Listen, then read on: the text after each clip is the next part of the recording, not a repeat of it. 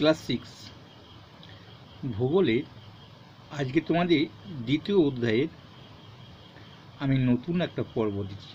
আগে একটা পর্ব আমি দিয়েছি, সেটা দেখতে পারো। সেটা হয়তো একটু সময় কম ছিল, মানে অল্প সময়ের ভিডিও। এটা কিন্তু একটু বেশি সময় নিয়ে ডিটেলসে ধারণা দেব, অর্থাৎ তোমরা যেন এই চ্যাপ্টার সম্পর্কে ভালো বুঝতে পারো। আর ডেসক্রিপশনে আমি লিঙ্ক দিয়ে দেবো, যাতে প্রশ্নগুলো দেবো যখন লিখিত আকারে, সেইগুলো তোমরা পেতে পারো। চলো, আমরা আজ একটা চ্যাপ্টার, খুব ভালো চ্যাপ্টার পড়তে এসেছি। বলছে পৃথিবী কি গোল? দেখো, এখানে প্রশ্ন চিহ্ন নেই, অথচ কথাটা কিন্তু প্রশ্নের মতো। সত্যি তো, আমরা না হয় পৃথিবীতে বাস করছি, যেখানটা দেখি সেখানটা মনে হয় সমতল। পৃথিবীটা কি চ্যাপ্টার? হ্যাঁ, এরকম আগে মনে হতো। পৃথিবীটা নাকি একটা চ্যাপ্টার রুটির মতো, সেই কথাটা এখানে লেখা আছে। প্রাচীনকালে মানুষ বিশ্বাস করত যে পৃথিবীটা চ্যাপ্টার রুটির মতো। সে সময় রেলগাড়ি, এরোপ্লেন কিছুই ছিল না। তবুও পৃথিবীর শেষ কোথায় দেখার জন্য উটের পিঠে চেপে, বড় বড় নৌকায় চেপে তারা অভিযানে যেতে শুরু করল। তা মানুষ তো নিত্য নতুন আবিষ্কারের জন্য বিজ্ঞানীরা যেমন ছটফট করে, তেমনি মানুষের একটা অজানাকে জানার নেশা কিন্তু চিরকালের আছে। সেই মতো পৃথিবীটা কেমন, এটা একটা ধারণা নেওয়ার জন্য নৌকায় বা কখনো উঠে পিঠে চেপে যাতায়াত শুরু করেছিল। দেখো, এখানে একটা ঘটনা বলেছি, মানে ঘটনাটা পড়িনি, তারপর আমি আমার আলোচনায় যাব। সমুদ্র একটা আশ্চর্য ব্যাপার দেখা যায়। কোনো জাহাজ যখন সমুদ্রের দিকে যাত্রা শুরু করে, তখন তীর থেকে, অর্থাৎ ধার, যেটাকে বলা হয় ধারে, যেটা তীর, তীরে দেখো দূরবীন লাগিয়ে বসে আছে, ছবিটা দেখতে পাচ্ছ। তীর থেকে লক্ষ্য করলে দেখা যায় প্রথমে জাহাজটা দেখতে পাওয়া যায়, তারপরে জাহাজের শুধু পালটা দেখা যায়, তারপরে মাস্তুলের মাথাটুকু দেখা যায়। মনে হয় যেন জাহাজটা বেঁকানো ঢাল বেয়ে নিচে নেমে গেল। দেখো, এইখানটা দেখো, প্রথমে জাহাজটা দেখতে পাচ্ছিল, তারপরে পালটা দেখা যাচ্ছিল, তারপরে যখন নিচে নেমে যাচ্ছে এরকম মনে হচ্ছে। ঠিক ছবিটা এখানে নেই সেরকম, আমি একটা ধারণা তোমাদের ছবি এঁকে দিই, তাহলে বুঝতে পারবে যে কথাটা বলতে চাইছি এখানে। দেখো, আমি একটু বড় করে এঁকে দিই। এটা মনে করে একটা পৃথিবীর ওপরের অংশ, পৃথিবী তো গোল। এখানে একটা জাহাজ ছিল, একই মাপের একটা জাহাজ, এখানে একটা জাহাজ। আমি জাহাজ আঁকছি না, জাহাজের মতো করে মাছ দেখানোর চেষ্টা করছি। তাই তুমি যদি এখান থেকে দেখো সুন্দর, আমি যে এইখান, মানে আমাদেরকে দেখতে হলে তো এই জায়গা থেকেই দেখতে হবে, আমি এইখান থেকে দেখছি। কিংবা আমি যদি সোজা দেখো, কেসটা কি দেখো, দৃষ্টিতে প্রথমে এটাকে দেখাচ্ছি জাহাজ, এখান থেকে এখান, মানে তিনটে জাহাজ যদি যায়, দেখা যায় প্রথমে জাহাজটা দেখা যাচ্ছে, তারপরে পালটা দেখা যায়, মাঝে একটা মাস্তুল দেখা যাচ্ছে, দিয়ে মনে হচ্ছে টুক করে নেমে গেল। নেমে গেল মনে হচ্ছে, মানে কি, তাহলে পৃথিবী কি গোল? মাঝখানে দেখা যাচ্ছিল, আস্তে আস্তে যেন কোথায় অদৃশ্য হয়ে গেল, মাস্তুলটাও দেখা যাচ্ছে না। তো গোটা জাহাজটা দেখা না যেতে পারতো, যদি সোজা হতো দূরে চলে গেলে জাহাজটা দেখতে পেতো না, তাহলে জাহাজটা আস্তে আস্তে আবজা হয়ে যেত। কিন্তু দেখা যাচ্ছে মাস্তুলটা, প্রথমে জাহাজ, তারপর জাহাজের পালটা, তারপর মাস্তুলটা দেখা যেতে যেতে আর দেখা গেল না। তার মানে পৃথিবীটা যে গোল, একটা ধারণা কিন্তু একটা ওইখানে পাওয়া গেছে। দেখো, তারপর কোনো সমুদ্র বা হ্রদের ধারে নিজে এই ব্যাপারটাকে যাচাই করে দেখতে পারো। এই ব্যাপারটা যেটা আমি এঁকে বোঝালাম, খ্রিস্ট জন্মে 200 বছর আগে গ্রিক দার্শনিক এরাটোস্থেনিস এই ব্যাপারটা লক্ষ্য করে বলেছিলেন যে পৃথিবী আসলে গোলাকার। তাহলে গ্রিক দার্শনিক, ইনি কিন্তু ভূগোলবিদ নন, এরাটোস্থেনিস কিন্তু ভূগোলবিদ নন, তাহলে গ্রিক বাড়ি, অর্থাৎ যেটা আলেকজান্ডারের বাড়ি ছিল সেই দেশ। ওখান থেকে কিন্তু ভালো ভালো দার্শনিক বা ভূগোলবিদের মানে কথা জানা যায়, মানুষের কথা। 200 বছর আগে, খ্রিস্ট জন্মানো 200 বছর আগে কথাটা কিন্তু বলে দিয়েছিলেন এই ব্যাপারটা লক্ষ্য করে, যে পৃথিবী গোলাকার। তারপর দেখো এখানে একটা ঘটনা দেওয়া আছে, যে এরপর 100 বছর কেটে গেল, অর্থাৎ যীশু খ্রিস্ট জন্মানোর 100 বছর আগে। আগে ছিল 200 বছর আগে, খ্রিস্টপূর্ব 100 বছর আগে। মানুষ তখন বড় বড় জাহাজ বানাতে শিখলো। সেই জাহাজে চেপে নাবিকেরা সমুদ্র পথে পৃথিবীর পরিক্রমণের জন্য অভিযান শুরু করলো। পৃথিবীটাকে আবার ঘুরবে। 1519 সাল পর্তুগিজ নাবিক ভূপর্যটক ম্যাগেলান এবং তার 5 সঙ্গীরা জাহাজ নিয়ে যাত্রা শুরু করলেন ক্রমাগত পশ্চিম দিকে। শেষে আবার একই বন্দরে ফিরে এলেন। এইভাবে ভূপ্রদক্ষিণ করতে গিয়েই স্পষ্ট বোঝা গেল পৃথিবীটা চ্যাপ্টা সমতল নয়, বরং গোলাকার। কেসটা কি হলো? এখানে অনেক প্রশ্ন হয়। প্রশ্নগুলো কি দেখো, ম্যাগেলান কটা জাহাজ নিয়ে যাত্রা শুরু করেছিলেন? 5টি। তার সঙ্গীরা 5টা। ম্যাগেলান একা ছিল না। ম্যাগেলান কত সালে যাত্রা শুরু করেছিলেন? 1519 সালে। মনে রাখবে, এই ভুলে যদি যাও, আর একটা প্রশ্ন হয়, দেখো পশ্চিম দিক, ম্যাগেলান কোন দিকে যাত্রা শুরু করেছিলেন? পশ্চিম দিকে। আর ম্যাগেলানের বাড়ি কোথায়? পর্তুগাল আর কি। ম্যাগেলান কে ছিলেন? ভূপর্যটক। কত প্রশ্ন হয় বুঝতে পারছো। আর ম্যাগেলানের বাড়ি ছিল পর্তুগিজ, তিনি ছিলেন ভূপর্যটক, তার সঙ্গী ছিল, জাহাজ ছিল 5টা 1519 সালে। এইখানে জাহাজ সংখ্যা যদি ভুলে যাও, যদি সালটা মনে থাকে, এই সালের সংখ্যার মধ্যে কিন্তু জাহাজ সংখ্যাটা থাকবে 5, তো 9টা হয় না, আর একটাতেও হয় না, ঠিক আছে। আর 5 জন সঙ্গীটাও মনে পড়ে যাবে। আর পশ্চিম দিকে যাত্রা শুরু করেছিলেন, ব্যাপারে কেমন জানো? আমার যে পৃথিবীর মানচিত্র আমি যে একটা পেয়ে থাকি, আমি আবার দেখাবার চেষ্টা করি। হ্যাঁ, পেয়েছি। দেখো এটা আফ্রিকা মহাদেশ, এটা এশিয়া মহাদেশ, এটা ইউরোপ মহাদেশ, উত্তর আমেরিকা, দক্ষিণ আমেরিকা, অস্ট্রেলিয়া, আন্টার্কটিকা, এটা ওশেনিয়া মহাদেশ বলা হয়।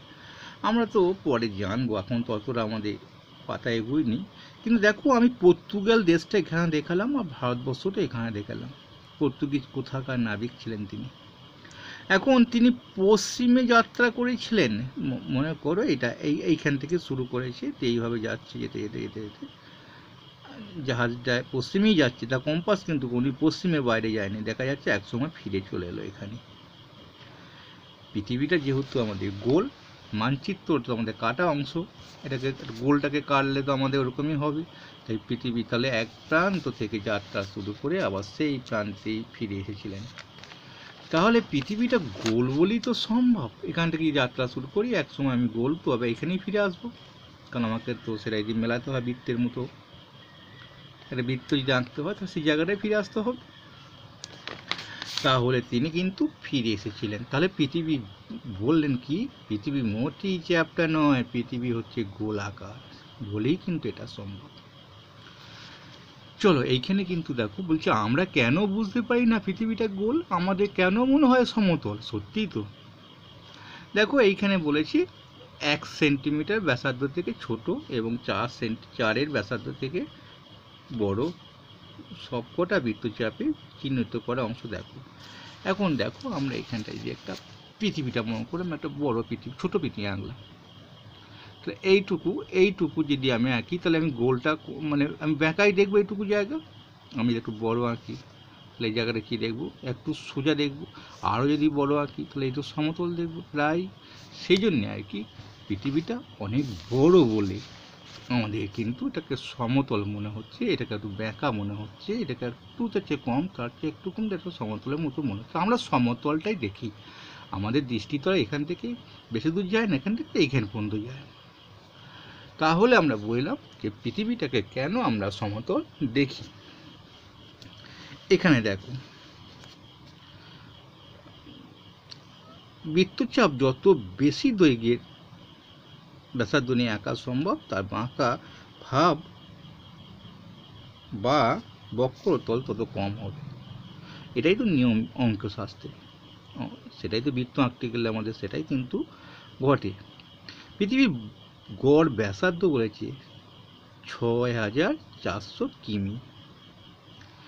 ব্যাসার্ধ বলো, ব্যাস বলো, পরিধি বলো, সব কিমি দিয়ে বলতে হয়, মনে থাকবে তো। আর কোনো পর্বতে উচ্চতা বলতে গেলে মিটার দিয়ে বলতে হয়। এখন চলো, এত বড় ব্যাসার্ধে একটি বৃত্তের ওপর দাঁড়িয়ে আমরা খুব সামান্য অংশ আমাদের চোখে পড়ে, তাই পৃথিবীটা আমাদের সমতল বলে মনে হয়। এত বড় যে ব্যাসার্ধ, স্যার ব্যাসার্ধ কি বুঝতে পারলাম না। দেখো, আমরা যখন আয়তক্ষেত্র বর্গক্ষেত্র এঁকেছি তখন কি বলতাম? পরিসীমা। চারি ভিতরে কি বলতাম? পরিসীমা। এখন আমরা যদি একটা বৃত্ত আঁকি কি বলবো? পরিধি। এটা হচ্ছে পরিধি, যার দৈর্ঘ্য হচ্ছে 40,000 কিমি। 40,3 40,000 কিমি। কিমি লিখবে পরিধিটা, এখানে পরিসীমাটা বলা যাবে না। কেন্দ্র থেকে এই যে দূরত্বটা, এটা হচ্ছে ব্যাসার্ধ। এটা হলো কত? 6,400। এই পরিধিটা জানা থাকলে না, এটাকে টুক করে হয়ে যায়। দেখো কেমন করে হয়। আমি পরিধি মনে করো 4,000,000। 40,000 লিখতে গেলে কমা দিতে হবে, 3টে শূন্য হবে। আমি এটাকে 4 করে দিলাম। কটা শূন্য হলো? আমাদের 3টে শূন্য থাকবে। এইবার দেখো, এটাকে 6 করে দিলাম। কত হলো? তাহলে এইখানে যখন আমাদের একটা শূন্য কমে যাবে আর একটা শূন্য আমাদের, তাহলে দেখা যাচ্ছে, তার মানে ঘটনাটা কি, আমার 4 মনে পড়ে গেল। তার মানে 6,400 হবে। ঠিক আছে, তাহলে আমরা এই দুটো শূন্য নিয়ে আমাদের যদি এখানে একটা শূন্য করে দিই, তাহলে দুটো শূন্য থাকলো। কি বললাম বুঝতে পেরেছো? পরের পাতাটি কিন্তু পরিধিটা তোমাদের আছে 40,000 কিমি, আমার মনে পড়লো। আমি দুটো শূন্যকে নিয়ে আমি এখানে একটা 4 করে দিলাম, এটাকে 6 করে দিতে হবে, তাহলে কিমি পড়ে গেল। তাহলে আমার গড় ব্যাসার্ধটা এটা হচ্ছে যে ব্যাসার্ধ, এখান থেকে এইটা যদি ব্যাস বলে দেয়, তাকে 2 দিয়ে গুণ করবে, তখন 2 দিয়ে 2 বার এটা যোগ করলেই কিন্তু এটা ব্যাস হয়ে যাবে। তাহলে ব্যাসার্ধ চিনতে পেরেছো, আর পরিধি জানতে পারলে। পরের পাতায় পরিধিটাও আছে। এখন দেখো সহজ কাজ, একটা পেন্সিলের সুতো বেঁধে নাও, সুতো দিয়ে মেপে 5 সেমি, 15 সেমি এবং 30 সেমি 3টে বৃত্তচাপ আঁকো। দেখো নিজেই বুঝতে পারবে, পৃথিবীটি গোলাকার হওয়া সত্ত্বেও আমরা কেন বুঝতে পারি না। একই কথাটা এখানে বলেছে, এটা 3 সেমি, 15 সেমি 3টে বৃত্তচাপ আঁকতে বলেছে। এটা 3 সেমি 3টে, তার মানে এটা ব্যাসার্ধ নিয়ে বলেছে আর কি, সেটা কিন্তু এখানে উল্লেখ করেনি। বৃত্তচাপ মানে বৃত্তের একটা অংশ আঁকতে বলছে। বেশ, চলো আমরা এবার পরে যাই। যে রেখা বরাবর পৃথিবীর সঙ্গে আকাশ এসে মিলিত হয়েছে বলে মনে হয়, তাকে বলা হয় দিগন্ত রেখা। দিগন্ত রেখা তোমরা দেখো, যদি গ্রামের ছেলে হও তো ভালোই দেখো। যখন কোনো ফাঁকা জায়গায় দাঁড়াও, কি মনে হয়? আকাশটা যেন গামলার মতো আমাদের ঢাকা দিয়েছে। দূরে গ্রামগুলো তাকালেই বোঝা যাবে আকাশটা যেন গ্রামের মধ্যে কোথাও মিলিন হয়ে গেছে। যত উপরে উঠবে তত দিগন্ত রেখাটা বড় হবে, আরও পাশাপাশি গাঁ নিয়ে দেখা যাবে। আরও যত উপরে উঠবে আরও পাশাপাশি গাঁ নিয়ে দেখা যাবে। দেখা যদিও অতটা যায় না, কিন্তু দিগন্ত রেখাটা যেন মনে হবে যেন কোথাও যেন মিশেছে। তাহলে এটাই কিন্তু, তার থেকেই মনে হয় পৃথিবীটা গোলাকার বলে মনে হয়। জাহাজের ডেক থেকে সমুদ্রকে দেখলে গোলাকার লাগে। ডেক মানে ছাদ, উঁচু জাহাজের ছাদ থেকে জায়গা যত উঁচু দেখবে ততই বেশি আমাদের চোখে পড়বে এই অংশটা। কিন্তু দিগন্তকে আমরা সবসময় গোলাকার মনে হবে। তো দিগন্ত বা দিগন্ত রেখা কিন্তু সবসময় আমাদের গোলাকার বলেই মনে হয়। আবার পৃথিবীটাকে তাহলে গোল বলে কতগুলো ধারণা পেলাম। পর্যটক বললেন, প্রথমে গ্রিক দার্শনিক বা ভূপর্যটক তিনি কি বললেন, দার্শনিক বললেন কি না তিনি পৃথিবীটা গোলাকার বলে মনে হচ্ছে। কেন মনে হচ্ছে না, এই যে ঘটনাটা সমুদ্রে জাহাজ দেখি, ম্যাগেল্যান তিনিও কিন্তু গোলাকার বললেন, একই জায়গা মিলিত হলো। দিগন্ত রেখা দেখেও আমরা বলতে পারি পৃথিবীটা যেন একটা গোলাকার। তো অনেক কারণ দেখে বলা যায়। আবার বলা যায় দেখো, চন্দ্রগ্রহণের সময় চাঁদের উপর পৃথিবীর গোলাকার ছায়া পড়ে। কোনো গোলাকার বস্তু ছায়ায় একমাত্র গোলাকার হয়। দেখো কথাটা এখানে ঠিক বলেনি, স্যারদের সঙ্গে আলোচনা করে নেবে। আমি তো তোমাদের বললাম, কিন্তু স্যারদের সঙ্গে আমি ঠিক বলিনি বলে কেনই বললাম যে চন্দ্রগ্রহণের সময় পৃথিবীর ওপর পৃথিবীর গোলাকার ছায়া পড়ে না, একটা গোলাকার অংশের অর্ধ গোলাকার ছায়া পড়ে। গোলাকার ছায়া পড়লে কিন্তু গোটাটাই ঢাকা পড়ে যাবে, চাঁদকে দেখা যাবে না। তাহলে এই যে দেখা যাচ্ছে গোল আকার অংশ, অর্ধ গোলাকার অংশে ছায়া পড়ে। তো কথাটা হতো অর্ধ গোলাকার অংশে ছায়া পড়ে, কোনো গোলাকার বস্তু ছায়াই একমাত্র গোলাকার হয়, অর্ধ গোলাকার হয়। এখানে কথাটা সেটা আসতো, অর্ধ লাগালে কথাটা কিন্তু সঠিক হয়ে যাবে। গোলাকার বস্তু ছায়া অর্ধ গোলাকারই হবে, অল্প একটু ছায়া একমাত্র অর্ধ গোলাকারই হয়। এখানে একটা অর্ধ গোলাকার ছায়া পড়ে। কখনোই কিন্তু চাঁদের পিঠে গোলাকার ছায়াটা পড়ে না। দেখো না গোল ছায়াটা পড়েছে, গোল দেখাতে পারছো কোথাও? একটা অর্ধ গোল পড়েছে। ঠিক আছে, আমি হয়তো বলতে পারি না, ভুল লিখেছি। আমি বলতে পারি এটা তুমি স্যারদের সঙ্গে আলোচনা করবে। যদি এখানে তাই থাকতো তাহলে বলতেই পারতো তো চন্দ্রগ্রহণের সময় পৃথিবীর উপর গোলাকার ছায়া পড়ে। তো এই কথাটা আবার দেওয়া দরকার ছিল না, কোনো গোলাকার বস্তু ছায়া একমাত্র গোলাকার হয়। এটা বলতে চেয়েছিল অর্ধ গোলাকার ছায়া পড়ে, কোনো গোলাকার বস্তু ছায়া একমাত্র অর্ধ গোলাকার হয়। এটাই তো কথা। বেশ, স্যারের সঙ্গে আলোচনা করলে তোমাদের সমস্যাটা সমাধান হয়ে যাবে। এবার চলো, পৃথিবী এক এক জায়গায় আলাদা সময়ে সূর্য ওঠে। সত্যি তো, বাংলাদেশে এক সময় সূর্য উঠবে, তারপরে ভারতে উঠবে, তারপরে আরবে উঠবে। দেখো না ঈদের চাঁদ দেখা ব্যাপার হয়, বলে আরবে চাঁদ দেখা যায়। আমাদের যদি সন্ধে হয় না, এখন যদি 7টা বাজে, আরবে কিন্তু এখনো সন্ধে 7টা বাজেনি, কারণ আরব হচ্ছে আমাদের পশ্চিমে অবস্থিত। তাহলে তাদের সন্ধে 7টা বাজতে একটু দেরি হবে, ততক্ষণে চাঁদ হয়তো আকাশে উঠতে পারি। তাদের চাঁদ দেখা গেলে ভারতবর্ষের পরবটা হয়, বাংলাদেশের পরবটা হয়। তো ঘটনাটা কিন্তু দেখা যাচ্ছে যে আমরা বুঝতে পারলাম পৃথিবী এক জায়গায় আলাদা সময়ে সূর্য ওঠে। আমেরিকায় এখন আমাদের যদি রাত হয়, আমেরিকার দিন হবে। আমাদের পুরো অপোজিটে আছে, পৃথিবীর এই প্রান্তে আমরা আছি, পৃথিবী ওই প্রান্তে ওরা আছে। সেই বলতে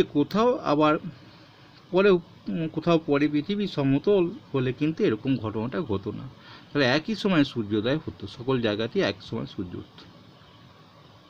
তাহলে পৃথিবী গোলাকার। তাহলে গোলাকারে কত প্রমাণ?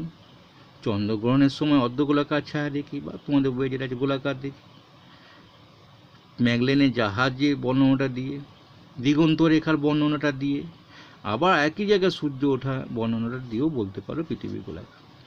বর্তমানে এইসব পর্যবেক্ষক আর যুক্তির মাধ্যমে পরোক্ষ প্রমাণের আর দরকার পড়ে না।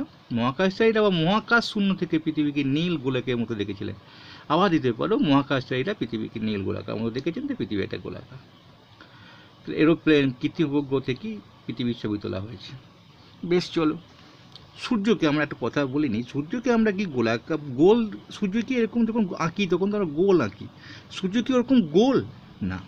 সেখানে আছে হাইড্রোজেন হিলিয়ামের বিস্ফোরণ ঘটছে, আবার হাইড্রোজেন হিলিয়াম তৈরি হচ্ছে, দুটো গ্যাস। তাহলে দূরে যদি কোনো জঙ্গলে কোথাও আগুন লাগা দেখে থাকো কোনো দিন রাতের বেলায়, দেখবে একটু গোলাকারই দেখায় নাকি দূর হলে, কিন্তু আগুনটা কিন্তু দেখা যাবে এখানে খানিকটা, এখানে খানিকটা, এখানে খানিকটা ছড়িয়ে ছিটিয়ে আছে, কিন্তু গোল দেখায়। দূর থেকে কিন্তু মানে একটা গোলাকার আমাদের চোখে ধরা পড়ে। যাই হোক, কিন্তু গোলাকার মতো না আর কি। চলো, পৃথিবী গোল এই ধারণা কাদের প্রথম হয়েছিল? আমরা তো দেখলাম যে অ্যারিস্টটলেসে হয়েছিল, তিনি ছিলেন ভূগোলবিদ। আবার দার্শনিকও ছিলেন দেখলাম। আবার দেখো দার্শনিক অ্যারিস্টটল, এও গ্রিক বাড়ি, তিনি আবার চন্দ্রগ্রহণের ছায়া, এই যে চন্দ্রগ্রহণের ঘটনার ছায়াটা পড়লাম অর্ধ গোলাকার ঘটনা, সেটা কিন্তু তিনি আবার এখানে গোলাকার দিয়েছে, অর্ধ গোলাকার ছায়া লেগে বলেছিলেন পৃথিবী গোলাকার। যাই হোক, স্যারদের সঙ্গে আলোচনা করবে, বা আমার যদি কোনো ভুল ত্রুটি হয় কমেন্টে লিখবে।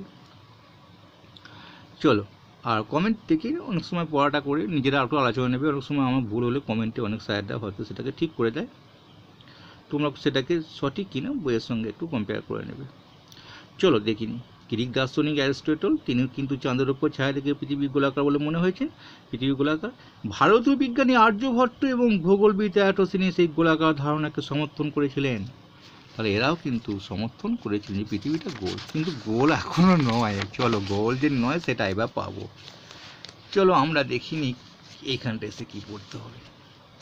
বলছি, কিছুটা ময়দা মাখা নিয়ে একটি মাঝারি মাপের গোলা তৈরি করো। গোলাটার মধ্যে লম্বা লম্বা একটি কাঠি ঢুকিয়ে সেটা বেশ ভালো করে ঘুরিয়ে দেখো কি হয়। দেখো এরকম কেস আর কি। এই ছবিটা আমি একটু দেখাই। এই যে এটা আছে না, এটাকে মনে হয় না, এটা আটা মাখানো আছে, আর এইটা সেই কাঠিটা। ঠিক আছে, ওই কথা ছবিটা আরও ভালো আছে। বেশ, চলো আমরা বুঝে ফেললাম কি হয়েছে। দেখো এইরকম ঘোরালে এইরকম তৈরি হবে, অর্থাৎ উপর এবং নিচুটা চ্যাপটা হবে। পৃথিবীর উপরটাকে কি বলা হয় উত্তর মেরু, নিচেটা কি বলা হয় দক্ষিণ মেরু। আচ্ছা, এরকম কি আকৃতি আমরা কিসে দেখেছিলাম? নাশপাতি। সেই জন্যই তো আরও ছোটোবেলায় পড়েছিলাম পৃথিবীর আকৃতি কমলা লেবুর মতো, পৃথিবীর আকৃতি নাশপাতির মতো। এরাটোস্থেনিস বললেন গোলাকার, কিন্তু কারো কথা কোনো ঠিক নয়। পৃথিবীর আকৃতি বলছে পৃথিবীরই মতো, যার অন্য কোনো জ্যামিতিক আকারের সঙ্গে তুলনা করা যায় না, যেটাকে বলা হয় জিওড। ইংরেজিতে বলা হয় জিওড। পৃথিবীর আকৃতি পৃথিবীর মতো। দেখো না কেমন সুন্দর আকৃতি, নিচেটা একদম একটু চ্যাপটা হয়ে গেছে, ওপরটা চ্যাপটা। এখন আমাদের এখানে একটা ভালো প্রশ্ন আছে। এ দেখো, পৃথিবীর পরিধি কত? 40,000 কিমি। আমি একটু আগে আলোচনা করলাম, পরিধি দেখিয়ে দিলাম কোনটা পরিধি হয়, কিন্তু কি করে ওখান থেকে এটাকে 4 করে, একটা শূন্য দুটোকে শূন্য নিয়ে 4 করে এটা 6 করে দিলে আমাদের গড় ব্যাসার্ধটা পাই। এখন আমরা দেখব, এইটা তো মেরু, উত্তর মেরু, আর নিচে দক্ষিণ মেরু। তাহলে এই দূরত্বটা কি বেশি হবে না কম হবে? এই দূরত্বটা আমাদের কম হবে, চ্যাপটা। তাহলে এটাকে বলা হয় ব্যাসের অর্ধেক তো ব্যাসার্ধ হয়। আগেটা তো 46,000 ব্যাসার্ধ পড়েছিলাম, এটা ব্যাস, এটাকে গোটাটাকে বলা হবে ব্যাস। এটা ব্যাসটা কত গো? এটা 12,714 কিমি, মেরু থেকে মেরু, অর্থাৎ মেরু ব্যাস। তো এটা বেশি হবে, 12,700 হবেই। এটাও 12,714, এটা 12,756। 14 3 42। যদি তোমরা ভুলে যাও 14 নামটা কিন্তু এখানে ভরা আছে। 14 একে 14, 14 2 মানে 28, 14 3 42, 14 4 56। তাহলে 14 একে 14টা হয়ে গেল, 14 4 56, তাহলে 14 3 42 3 হবে, দেখো 42 কিমি স্ফীত। 14 3 42, 14 একে 14 বাদ দিয়ে দিলাম, তাহলে 14 2 28 নেবো, 14 3 আমাদের 14 42 নেবো, 56। তার মানে এটাকে বিয়োগ করলে আমাদের কিন্তু 42 কিমিটা পাবো। তাহলে আমাদের মনে রাখতে হবে 14 নামটা এখানে, তাহলে মেরু ব্যাস, এবং 700টা মনে রাখতে হবে, 12,700। যদি ভুলে যাও কখনো, তাহলে 14 নামটা বলে দিয়েছে স্যার, 14 3 42 হয় বেশি কিমি, তাহলে এটা 42 যোগ করলে কিন্তু এটা 56 পেয়ে যাবো। 14 সঙ্গে 42 যোগ করলে এটা পেয়ে যাব, আবার এটার সঙ্গে এটা বিয়োগ করলে 42 পেয়ে যাব।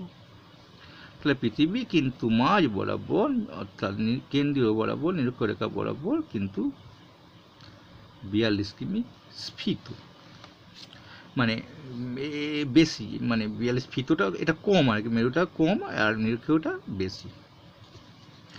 আর একটু ছোট প্রশ্ন দিয়ে তোমাদের অধ্যায়টাকে শেষ করেছি। পৃথিবীর সর্বোচ্চ স্থান হিমালয় পর্বত, আমরা জানি মাউন্ট এভারেস্ট। এটা কিন্তু কিমিটা আমি কি বলেছি, যখন কোনো পর্বতে উচ্চ সীমানা থাকবে তখন আমাদের মিটার দিয়ে বলতে হবে। মিটার দিয়ে যদি বলি আমরা কি পাবো, 8 আর 4 8 মিটার, সবকটা 8 হয়ে গেলে ভালো হতো। এইভাবে মনে রাখবে। আমি কিন্তু তোমাদের মুখে বলে দিতে পারতাম, রিডিংটা পড়ে দিতে পারতাম, কিন্তু মনে রাখা টপিকগুলো আমি দিচ্ছি যাতে তোমাদের কঠিন জায়গাগুলো মনে থাকে। আমি যদি সবগুলো 8 লিখে দিতাম কি ভালো হতো বলো, কিন্তু 8 8, শেষেরটা 4 8। তাহলে পৃথিবী যখন সর্বোচ্চ জায়গাটা আমরা জেনে ফেললাম পৃথিবীর মধ্যে, সর্বনিম্ন জায়গাটাও জেনে নিই। হ্যাঁ, মারিয়ানা খাত। সেটা কোথায় আছে? প্রশান্ত মহাসাগরে। আমাদের প্রশান্ত মহাসাগর আমরা দেখেছি, সমুদ্রের তলায়। 10,915 মিটার নিচু।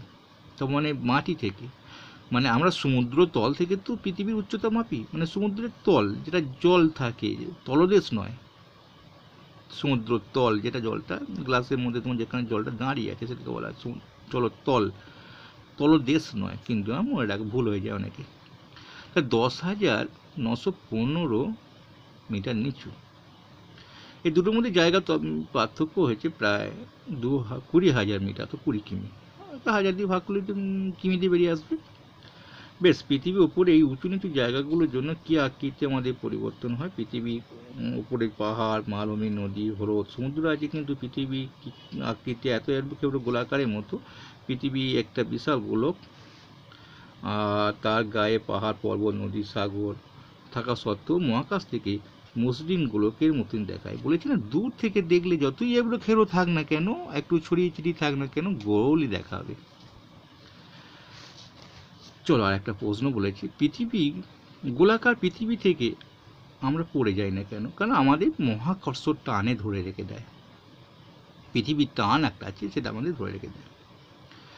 কোনো জিনিসের ওজন পৃথিবীর মাঝ বরাবর এবং নিরক্ষরেখা যত হয়, দুই মেরুদণ্ড তার চেয়ে বেশি হয়।